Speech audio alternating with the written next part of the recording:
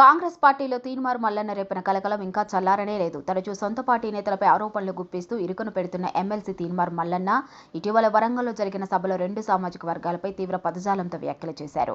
అదే సమయంలో కులగణన సర్వేను తీవ్రస్థాయిలో వ్యతిరేకించడంతో పాటు ఆ నివేదిక పత్రాన్ని కాల్చేశారు. దీనిని కాంగ్రెస్ పార్టీ అధిష్టానం తీవ్రంగా పరిగణించింది. దానిపై వివరణ కోరుతూ పార్టీ క్రమశిక్షణ సంఘం తీన్మార్ మల్లన్నకు నోటీసు జారీ చేసింది. కులగణన సర్వే నివేదికను చెత్తపుట్టులో పడేయాలంటూ తీన్మార్ మల్లన్న పిలుపునిచ్చారు. ఒకవైపు కులగణన సర్వేపై మంత్రులు, ఎమ్మెల్యేలు, ఇతర కాంగ్రెస్ ముఖ్య నేతలు హైప్ తెచ్చేందుకు ప్రయత్నిస్తుంటే మరోవైపు తీన్మార్ మల్లన్న వైఖరి వారికి తలనొప్పిగా మారింది. అందరూ మల్లన్న తీరును తప్పుపడుతూనే ఉన్నారు. ఆచితూచి మాట్లాడాలని మంత్రి పొన్నం చెప్పగా ఇంతకు మల్లన్న ఏ పార్టీయో ఆయనే చెప్పాలంటూ మంత్రి సీతక్క అన్నారు. ఈ నెల 17వ తేదీలోపు షోకాజ్ నోటీసులపై ఆలోచిస్తానని తీన్మార్ మల్లన్న చెప్పారు. బీసీ సంఘాల నేతలతో తాను చర్చించి నిర్ణయం తీసుకుంటారని తెలిపారు.